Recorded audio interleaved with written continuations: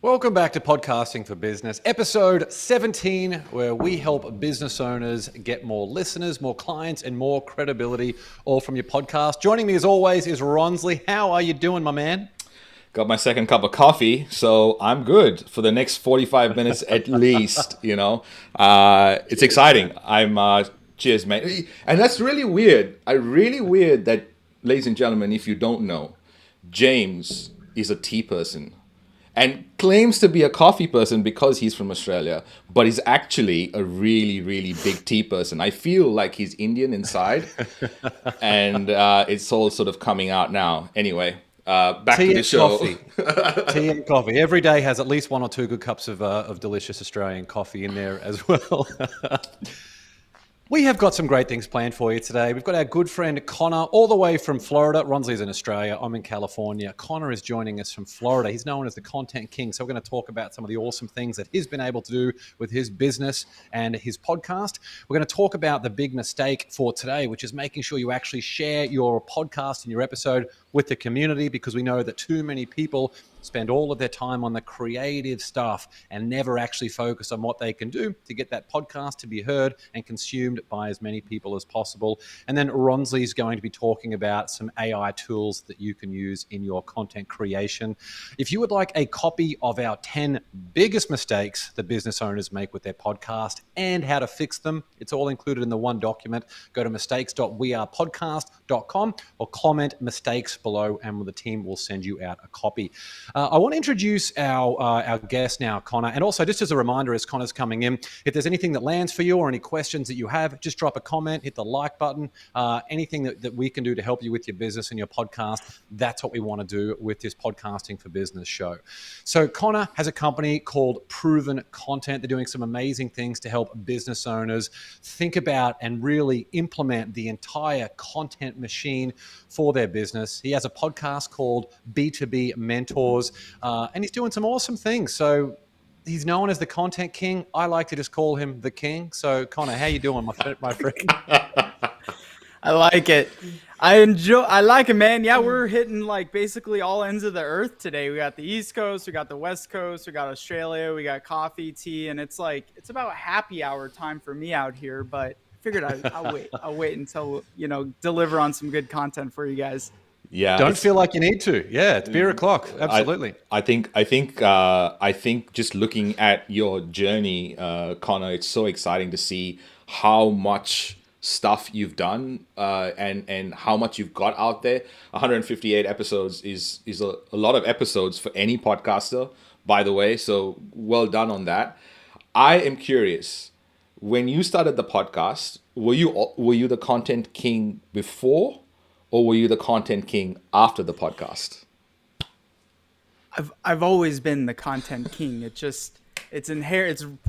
It's handed down to you by blood right. And actually, this is my second podcast that I launched. I launched a podcast a number of years ago in Denver, Colorado, called Mile High Mentors, and we were actually partnered up with a local television studio. So we launched that, did that for a couple of years. Decided I wanted something a little bit more niche to my business, the industry, and the stuff I really like to nerd about anyways, which is B2B, business to business marketing, branding, sales, business development, and growth. And this whole world of B2B is its own kind of unique beast. And so I wanted to provide people with specific information and resources around that, which led to B2B Mentors. So B2B, it's like brains to brains, it's back to back, and it's business to business. And that's kind of the deal behind that. But the Content King thing, which I need to doing more. I've done a lot of podcast interviews. I've been interviewed on a lot of podcasts. I need to get a crown, James. So my birthday's on October. It's coming up. So I need something to wear when I'm doing my podcast. But it's funny. Our mutual friend, James, and I, Brandon T. Adams, I'm a part of his mastermind, and his, our group, our community, as they started getting to know me, they just started calling me the Content King. I'm like, let's do it. Let's brand it, baby. Because, it's kind of unique. It stands out. And Yeah. I just kind of ran with it from there. So We're here with royalty today. We're here with royalty. you are Connor- knighted, sir. You are knight. I mean, James, you guys, and truly, you know, like the content, I almost said content gestures. I'm like, that's kind of mean, but I mean, you're a hilarious dude. So it kind of fits, but I'll take it. You I'll can be take it. fellow king as well, because you really are. You know, you've got great content and a great show. So Well, talk to us about the business, the problems that businesses that you work with. What are the big problems that they have, and just how important and valuable is content in the world that we're in today? I like to say content is currency. So, you know, in the industries that we work in, they're technical, B2B, they're IT, telecom, healthcare, we have staffing, biotech, you name it. And content is literally currency for their business. It's everything that allows them to, number one, which, you know, really there's only two major things that you need in marketing. Number one, reaching enough of the right people. And number two, consistently being able to stay in front of them. And so whether you're doing paid ads, SEO, you know, Google, podcasts, email, inbound, outbound, all around, content is a delivery vehicle for all of that. And so our clients, you know, they're busy. They're working on 10, 15, 20 different initiatives at any given time. They don't have the time to create their blogs or newsletters, content for LinkedIn.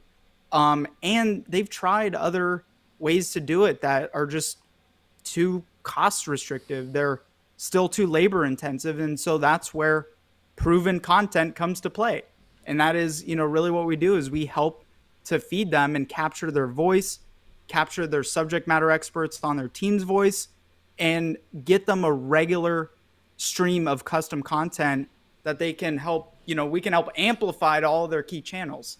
And so that is the concept behind proven content.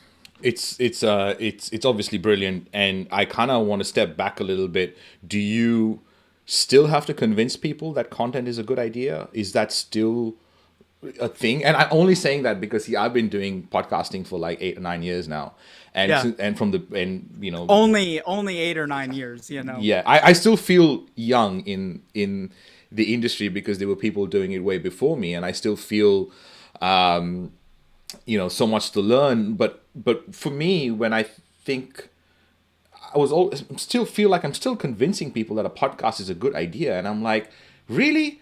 And I wonder whether you're doing the same thing with content. It's like, when does it get to a point like websites? We were convincing people that a website for a business was a good idea. Now, at least most people start off and have a website. So are you still convincing people that it's a good idea? And how do you land up doing that when someone's like, okay, why, Connor? I have all these things. I need clients. I have a team. I have payroll to make. I have accounting and all these things. Why should I focus on content? So, couple of things there, and in your business too, you know, you have an especially unique challenge, because even though podcasting has also been around for so many number of years, there's only that certain level of people who are in that adoption curve, and it's still, even though we've been in that world for a while, that adoption curve, people are still at the very, very early stages of the adoption curve. Now, in the industries that we work in, many times, yeah, there are a lot of late adopters. Like the number one thing I hear is, you know, often with archaic industries is like, well, our business doesn't work that way. Yeah. Or we've never done it that way before. And so like, why do we need to go digital? Why do we need to, like, if I put a video on LinkedIn or I send it to my email list, like, what value is that going to provide to me? And my answer is, well, I've got lots of great podcasts that talk about this. I've got lots of great resources that I'll share with you. But ultimately, I agree with you. If you do not understand and I have to sell you on the reason why you need to do this, it's not a fit for us to work together anyways. And that's totally cool, by the way. I have lots of great stuff to support you in what you're doing. Yeah. But in the meantime, I'm going to focus on those people who they already know they need it. They already know why they need it. They're struggling to get it done. Yeah. And then we're going to step in and help them accomplish that. And I think that's the biggest shift that we have made personally as a business is like making sure that we're not trying to convince people anymore, and we're actually dealing with the people who've already invested in the podcasting game, that we can help get more clients and listeners and credibility. So that has been huge for us to shift. You can't sell the unsellable, bro. You cannot sell the unsellable, no matter what you do. And you know, a lot of entrepreneurs I'm sure there's tons of entrepreneurs that are listening to you. Maybe they're just getting started. Maybe they're a little more evolved. It's the biggest mistake that we make because, you know, like we're so enthusiastic. We know what we do. We know the value of it.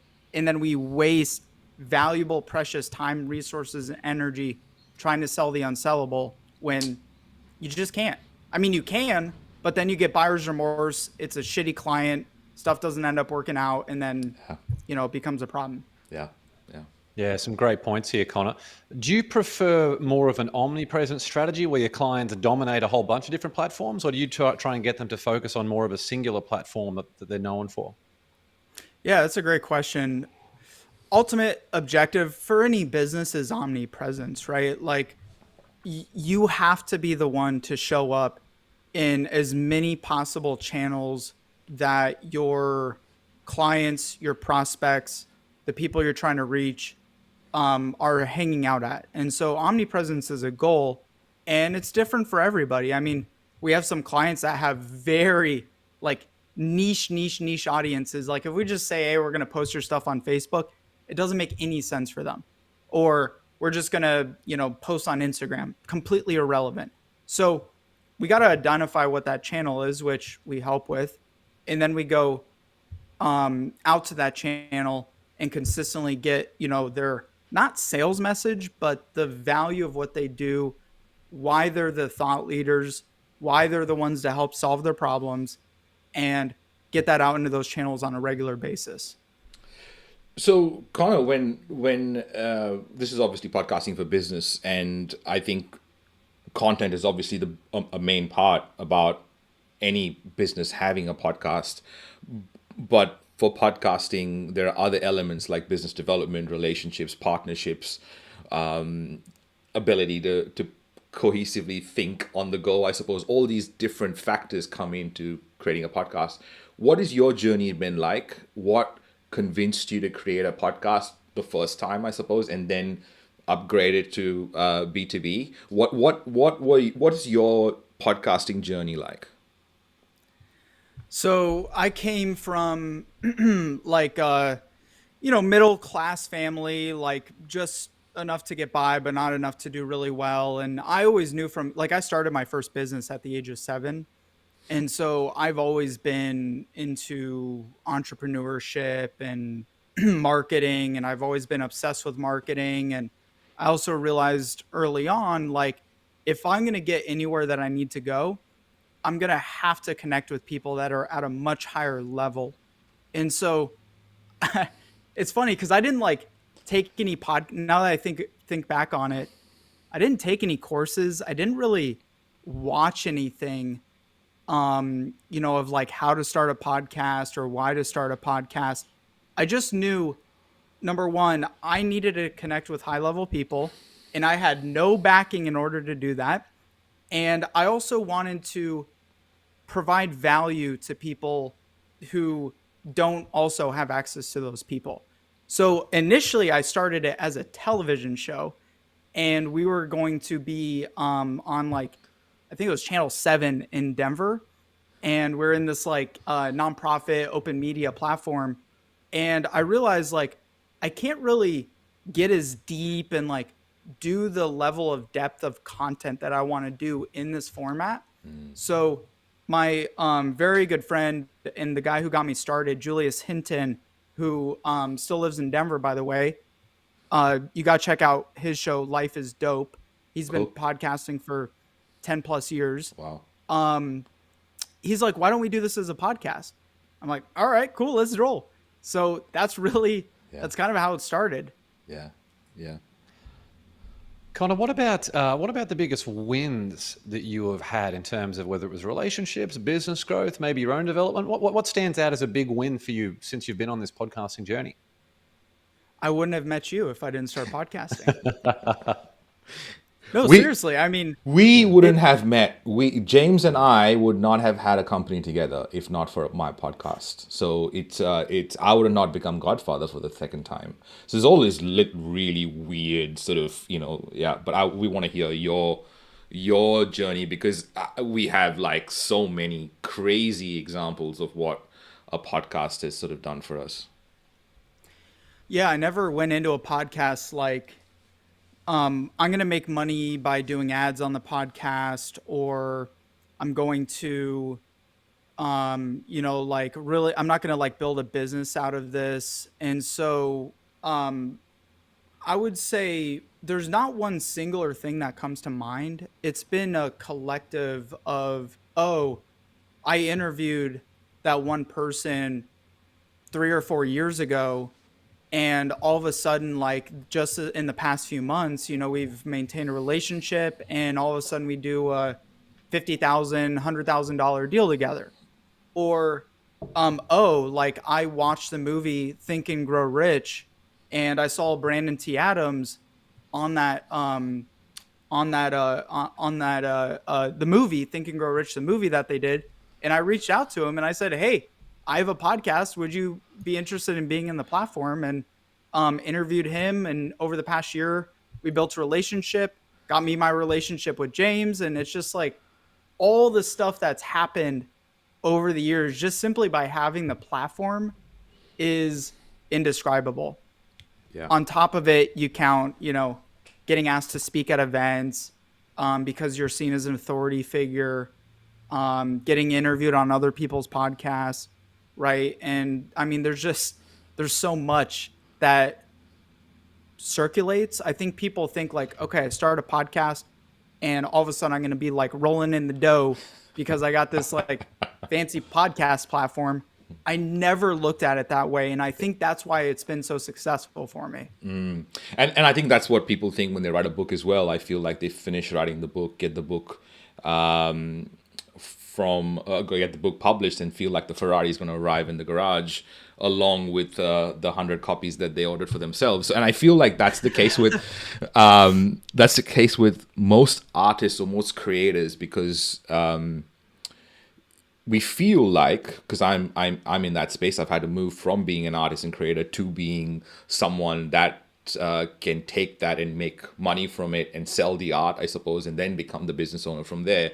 So for me as a creative, one of the things that I think I had to get over was my job doesn't stop after the creation, right? That's the way I was taught. I was taught that I was the artist, I was the creator. So once I created, I'm done. But that's just not even 20% of the work. Like it's like there's 80% of marketing whatever you've created, because there are like so many blog posts. There's 2 million blog posts and more published every day. There's over 2 million minutes of video created. So many podcasts, so many books that are in people's garages that are never read.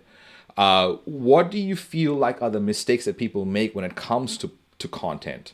Right? Creation is only the small part, in my opinion. What are your thoughts on that? And how do you advise someone that is creating content and they've already believes that, it is a thing, but what are the things that we're making mistakes on? What are the things that we're not doing that is just like, hey, like for us, it's like, just get your podcast on all the other channels and your numbers will go up. And it's so simple, and most people don't do it. So what are your little tips and tricks on how to get the most out of content? I think it's probably a little different for everyone and what ultimately you're, trying to accomplish. I think there's a stat out there that something, and by the way, 80% of stats are made up on the spot. So I think like 90% of podcasts are like podcasters only make it past through like the first 7 episodes or something like that. Correct. So that's a big one too, that goes into like launching content, getting active with your content. Is people try too much to like overly perfect it, and then they never get it going, and then they never stay consistent with it, right? I just dove in head first, number of years ago without knowing anything, and just through brutal feedback and practice, got it up to where I am, which, by the way, aside from podcasts, I've done hundreds of videos. I've written, that's not the right way to say it. Written? I don't know who. I've written. 80% of words are made up on the spot, Connor. It's so true.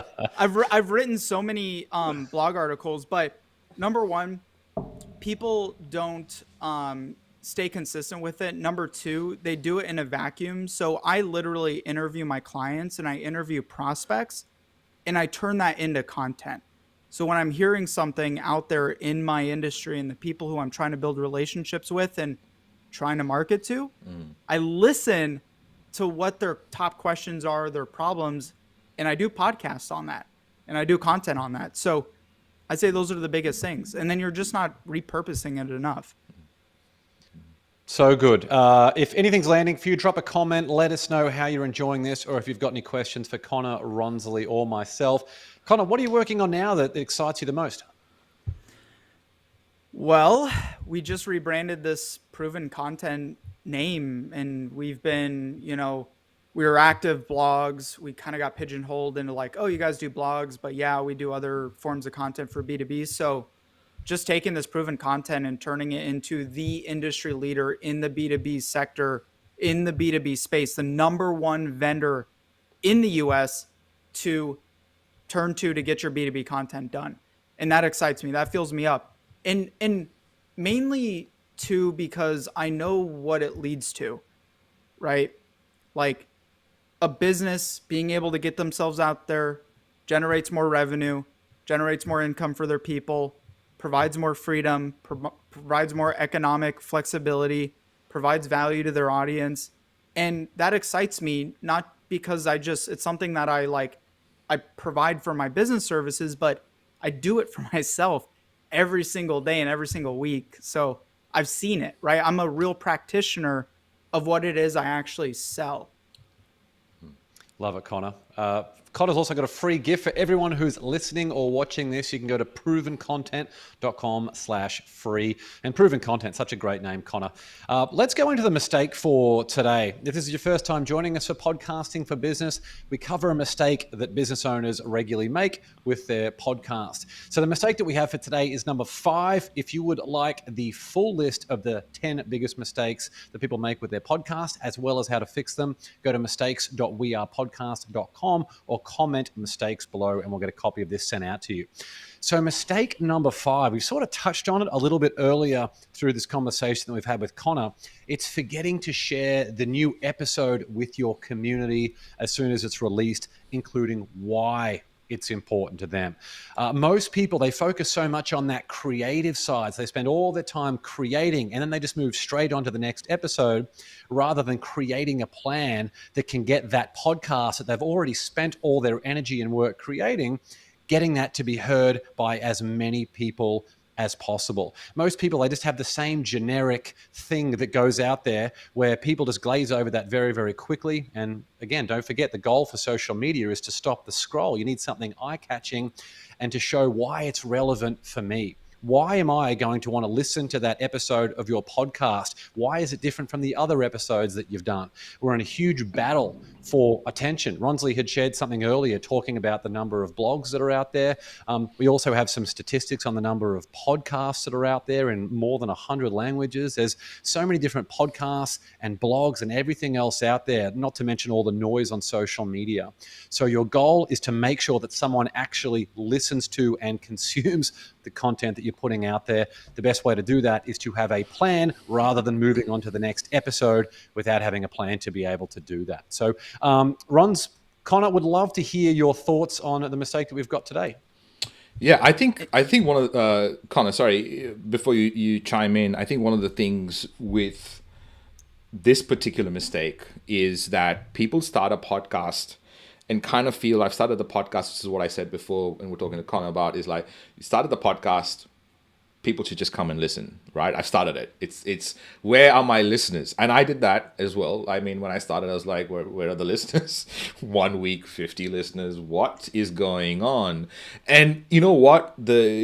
I've helped more than thousands of businesses start their podcast for the business. And I hear this a lot because I asked them, so what's the biggest thing that has made the difference for your podcast? Like at what point do you feel it started doing well? And the response is almost the same. It's like, not really sure what exactly I did, but I think as soon as I started taking it seriously, it started to do well. And that is the key to doing well in anything, I think. So with podcasting, I feel this mistake comes from us not taking it seriously and us kind of going, well, my job is done after the creation. Let me just stop here. Connor, keen to get your thoughts on that. So, what was the actual question? What's your actual question again? Just sharing thoughts on this Clarify your mistake, question Connor. for me a little bit. Yeah. The mistake just being that when you have an episode that is released for your podcast, making sure that you're proactively sharing that episode with your community, including why. You know, what's written on the print behind you? Is it always remember your why or something? Remember why you started. Exactly. Remember why you started. So if we adjusted that just a little bit, if we just changed a little bit of the wording, you know, we've been altering a few things, statistics, words today. Remember why you podcasted. Remember why you podcasted. Yeah. It's like, why is this episode of relevance to your audience, especially if you're hundreds of episodes in? You got to always, you know, in the fight for attention. What are you doing? Like, why is this episode different and unique for them? So would love to get your thoughts on, I guess it's a bit like when you have content created, but not actually shared. Yeah. Well, and Ronsley kind of had a couple questions in there is like, well, when did you see kind of like a turning point? And then in terms of content, I'm still not entirely clear on your question. Like, what's your actual question? Just your thoughts on this mistake. Unless, Ron, did you have a separate question for Connor in there? No, I think Connor was thoughts on mistakes. I mean, it's overthinking it, guys. Like, it's just way overthinking it. And to a point, you want to be methodical and you want to overthink it. But I know podcasters with much larger shows than me, and they haven't driven the sales and driven the business in the way that I have. Like, I knew in the beginning when I launched my second podcast, like, my mom may be my first listener for a little while, and that's okay. And then, you know, it just evolved. And like, I would say when things really started kicking up is once consistency and more frequency started happening. You know, I went from publishing every other week, sometimes once a month, and then going weekly, and then going, you know, 2-3 times a week when I'm able to. And the more I do it, the more opportunity happens, but they're all not perfect. And it's like, and it surprises me too when people are like, oh, I listened to that episode. I love that. That was my favorite episode. And I am like, I didn't like that episode at all. And, you know, to answer I've heard that as Ronsley's well, question, Connor. Oh, yeah. Yeah. You know, you put an episode together and you're like, oh, you're sort of cringing as you're putting this out. And then that's the one that you get the most comments about. And it's like, oh, actually, yeah, hard to predict. Yeah. And I apologize. I'm just trying to understand how to frame this based on like most valuable for you guys and for the audience. But I think I really start noticing things when you get that random DM on LinkedIn, like, hey, I've listened to your podcast. I really like it. It really helped me with this and this and this. And, you know, thank you. And that's when, you know, things really kind of start to get exciting. But also even just like a lot of these guests, they would not know who I am and have no clue about me unless I actually took the action, no fear, reached out to them. Number one, built the relationship, but maintain the relationship. So I hope that kind of helps, James. Was that kind of like along the frames? Like, I just think people are overthinking it, and you have to just start and just barrel your way through the struggles and stay consistent no matter what it takes, because that's gonna win you out over everybody. Yeah, I spoke to someone today who their hesitation had been to put episodes out there more frequently. And I said, well, what's the difference between you and John Lee Dumas, who has released episodes every single day for like almost 8 years and generated more than $20 million in revenue for his business every single day? You think it's hard to produce a podcast once a month? He's doing it every single day. There is a way. There's always a way if you look hard enough. I think Jim Rohn says that one. Yeah, and I think that's what to your point, Connor. We're overthinking it because I feel that we want to look good while we're learning something new, right? So we want to start the podcast, and it's gotta be, everyone's gotta go, man, I can't believe you did this. It looks so easy for you, and I feel underlying in our brains is like that thing of, oh, hey, this is a new thing. I think we forget it's a new thing, and we just assume that we're supposed to be good at it from the start. So then we overthink it, and we keep delaying it, and as a result, we never get the reps in. So we still don't know. Like, we're still the couch potato that's thinking about running the marathon and not even starting to walk around the block, so to speak. For sure.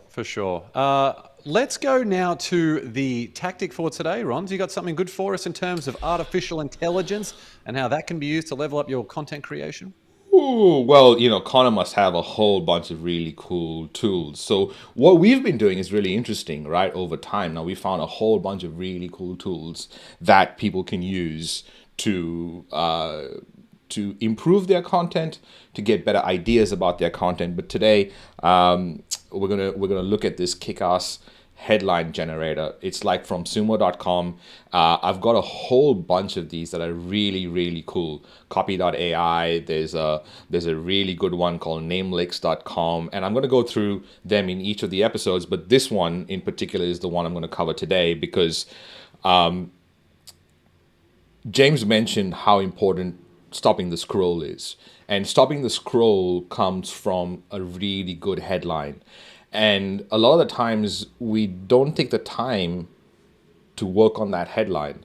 Now, I remember Pat Flynn saying that it takes him more time to record his first minute of his podcast than any other part of his show. So that first impression is really, really important. Now, there are a variety of different ways that you can create a really engaging headline. And you literally go to Kick-Ass Headline Generator, just type that into Google. But sumo.com has this, it's a tool. And you can choose what kind of headlines you want to generate, whether you want to generate a numbered list, a how-to, and a why sort of post, a strong controversial sort of post. What kind of article or what kind of content are you creating, and how to create a really good headline for it. I feel like these are just gold, because if you go into, for example, how to, now you put in your topics, and this is really important for business owners, because I think that another mistake that business owners make is we don't take the time to get to know our audience and understand exactly what kind of transformation we're trying to solve for them. So even if you go to how to on the Kick-Ass Headline Generator and fill up these bits here, what kind of topic are you want to create about? What's the desired outcome? What's a successful outcome in the past tense, the time frame, a well-known celebrity that has done that topic well? What's the biggest frustration that your audience faces, and what is a power word? And I tell you, I went and did that, and I wish I saved that because you could see it. But it was really helpful for me to even go to the topic and understand what is the biggest frustration that my audience faces as a result of me covering this topic. So when you fill all that in, it just gives you a whole bunch of really cool headlines that you can use. So go check it out. At least fill out these fields so that you can get a better idea of the audience and the people that you're serving. Gentlemen, I'm keen to hear whether y'all use. That's cool. I like it. I've never heard of that before. Really? Oh my God! I thought this was I most common. Seen it, man. That's crazy. Take that crown off your head, Connor, and put it on Ronsley's head. No, no. You see, the king does not need tools like sumo. They float up to the top of my head and then like The pour king out of me like rain. just needs subjects like Ronsley to point out that there's this. Solid subjects. It's everything. Kick-ass headline It's generator. It's a distant second behind Connor's human algorithm. It works. What is it? It works 100% of the time, 60% of the time, or 100% of the time. It works 60% of the time. No, it's And you, sorry, go. sorry, James. Ronsley.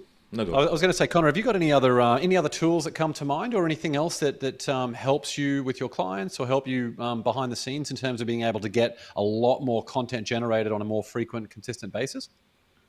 Yeah, we don't use any AI to generate content. It's all human based. So we have, very highly skilled, highly paid writers to do it.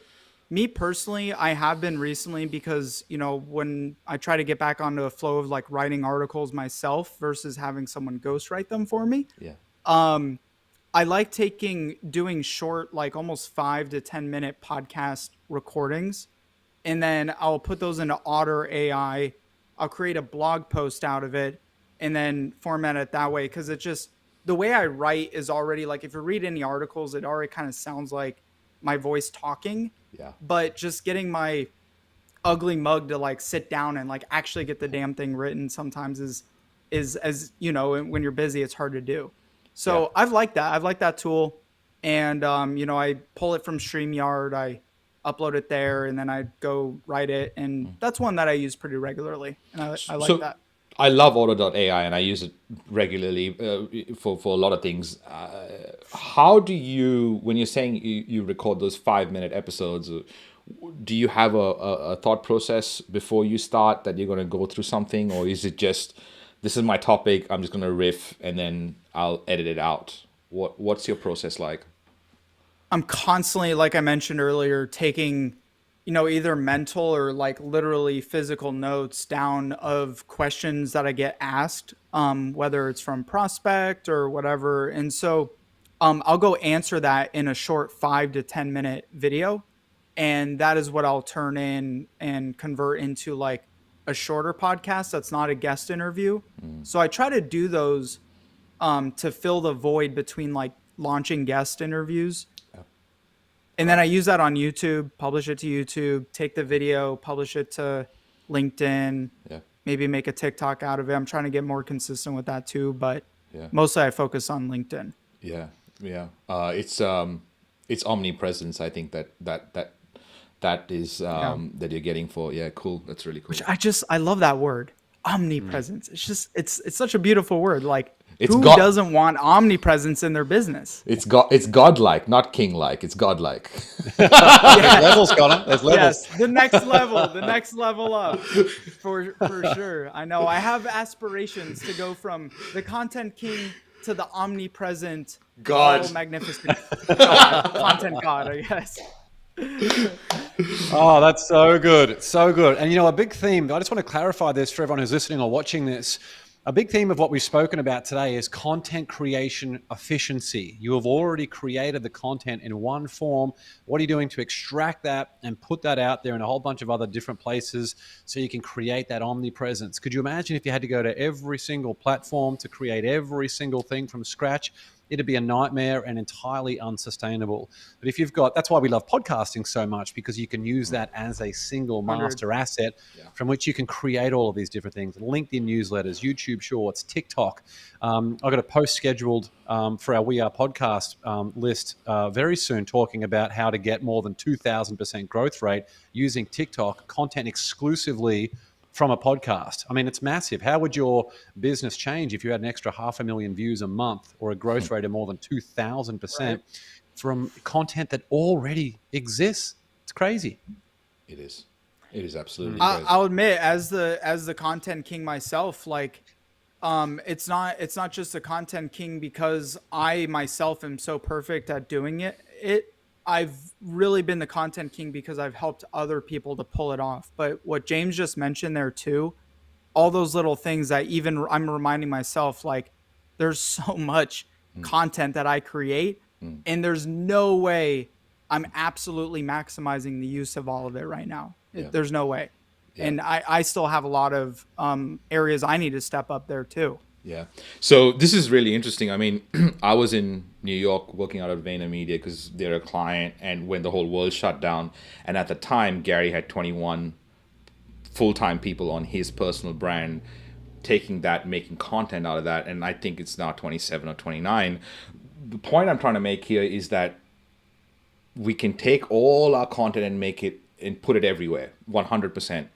But what we've done this year, James and I, has been that we decided to streamline it and do 2 shows, live shows like this a week, have a guest, and we record it. Then this gets taken and edited down and rearranged and made into a really great list podcast that gets put on Should I Start a Podcast for My Business? And then all these little clips get put on TikTok and all these other places. And this is literally the one content creation, and it's all streamlined into this one thing, so that, because what we were doing earlier was this and that and this and that and this, and then we're like, I don't really know what to do with all this content. And I feel like we were not marketing because we had so much content. And I wonder whether you see that at all with your clients or people that you come in when they come in. 100%. What you just said there, by the way, too, that was fire content. I mean, I see that as a TikTok right there. That was legit, man. Everybody, like, you know, it's funny too, because we create so much. You know, we're not really in the volume game of what it is that we do. Like, we're creating very deep, you know, business to business.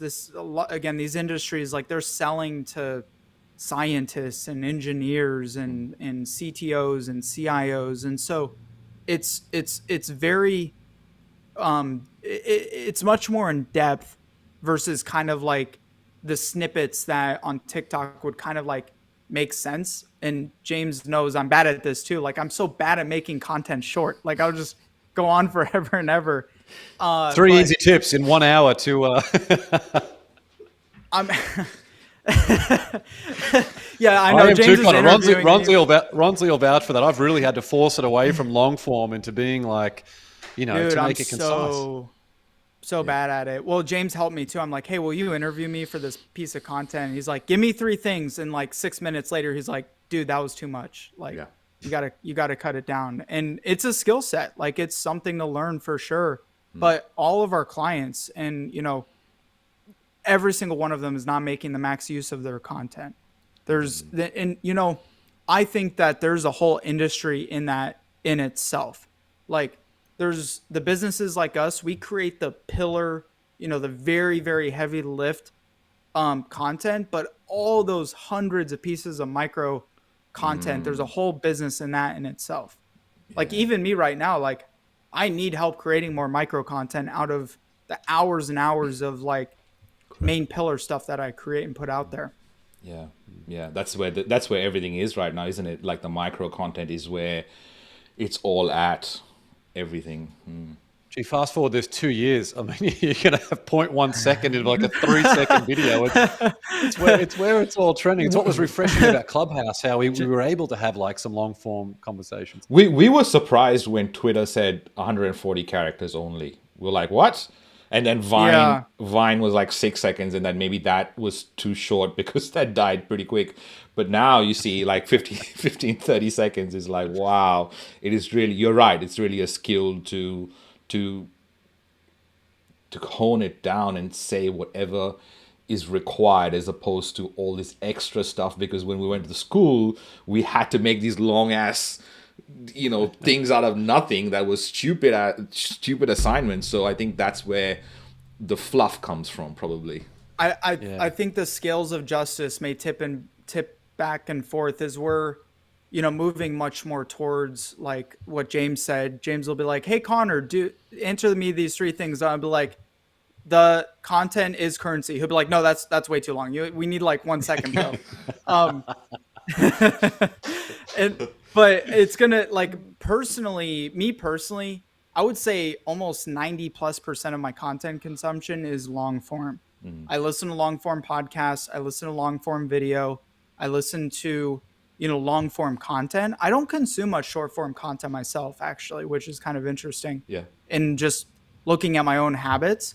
So I think there's something to be said about being able to do it and to be able to like have enough is where you're going to shine, because you're going to have enough depth to go deep on a subject matter, versus those who are maybe really, really great at creating sound bites, but there's no material behind it. It's fluffy, right? There's nothing tangible behind it. So, kind of the yin and the yang I see there. Yeah. Yeah, when you see people who make content, like I see these people who are just getting the same very limited number of views. You see them, they grab the phone, you can see them move their hand away. It's taken them 3 seconds. They got before they even say a single word, and obviously by that point they've lost everyone. They're doing the same crappy video. I don't want to use that word. Guilty. But they're doing I've done it before. Well, we all have as we get comfortable with the medium. But if you go and look at the other stuff out there, the content that I gravitate to the most on a platform like TikTok, and what I love about podcasting is you can have a lot more of those longer conversations. But when it comes to TikTok, the creators who have a video where they're like 3 steps to grow your social media following, number 1, number 2, and they leave you hanging, they leave you wanting more, and they leave you searching out where in their ecosystem I can go and learn more about that topic. And because they've done a good job at doing it concise, they've left me hanging, they've left me salivating, rather than like if someone is flicking to the next video halfway through your thing, you've sort of missed a big opportunity to be able to capture that. And I really only salivate when I watch James's content, by the way. So like, if you want to learn the game too, that means James is either cook. That means James is either cooking or is doing porn, right? There's no other.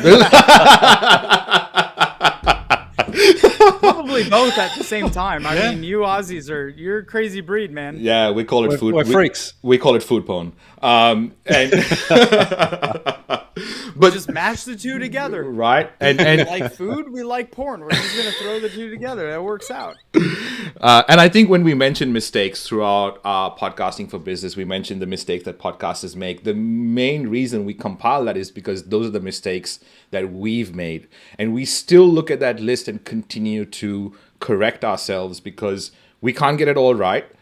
But we know these little tweaks that can be made. And most of the mistakes that we have on the list, once you read them, you're like, oh, I know how to fix that. Like the one today. Like it's so simple to fix once you read the mistakes. So go to mistakes.wearepodcast.com and get that list so that you can start making these little tweaks to upgrade your podcast, get more clients, get more listeners, and get more credibility.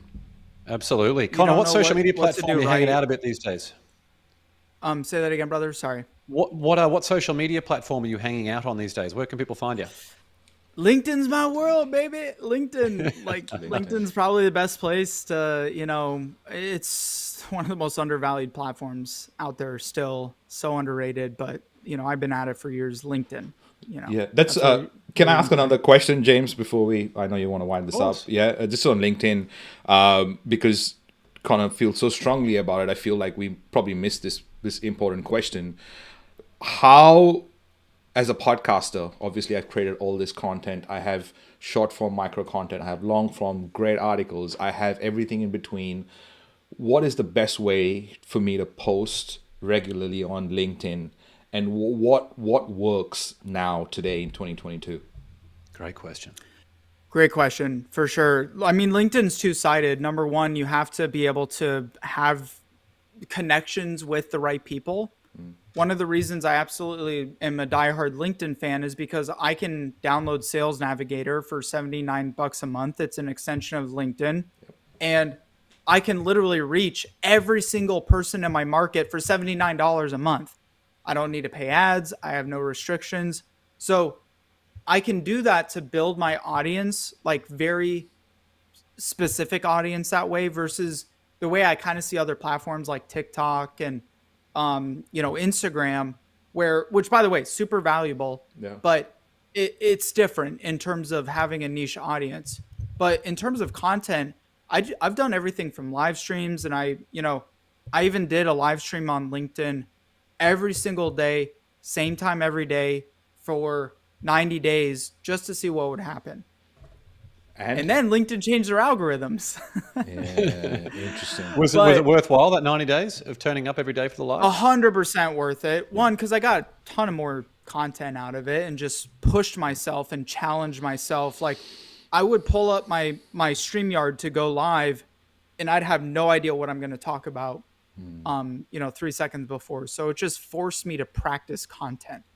And I did it publicly because I'm not afraid of, messing up or scrutiny. I've been doing this for so long. Yeah. I got many number of new followers, many number of new connections, new opportunities, and I try to post at least once a day on LinkedIn. So the tricky part in the nuance of LinkedIn too is they change a lot of stuff there, and one day picture posts do better, one day video does better, one day live is preferred. So I just constantly stay consistent with all forms of content, the trifecta of content. I do images, I do podcasts, I do video, and I do the written word. Yep. That's a key. Yeah. That's Good. a ticket. Yeah. Great. Thank you. Consistency is huge there.